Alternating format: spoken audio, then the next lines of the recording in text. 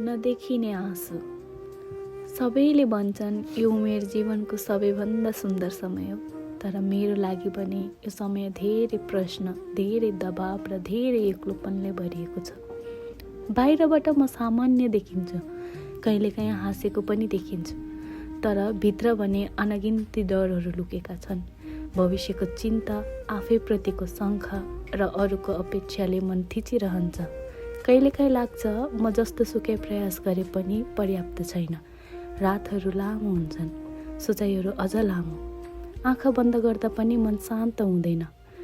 तर यति हुँदाहुँदै पनि म रोकिदिनँ। आँसु झारेर फेरि आफूलाई सम्हाल्छु, किनकि मलाई थाहा छ यो अँध्यारो सधैँ रहने छैन। आजको पीडा, आजको सङ्घर्ष एक दिन मेरो बल बन्नेछ। म भित्रभित्रै लड्दैछु, तर हार मान्ने सोच कहिल्यै मनमा बस्न दिँदिनँ। कहिलेकाहीँ लाग्छ कसैले मेरो मौनता पढिदियोस्, कसैले मेरो थकान महसुस गरिदियोस्। तर जब कोही हुँदैन, म आफ्नै साथ बन्छु। बिस्तारै सिक्दैछु, सबैलाई आफ्नो पीडा देखाउनु पर्दैन। कहिलेकाहीँ चुपचाप अघि बढ्नु नै सबैभन्दा ठुलो साहस हुन्छ।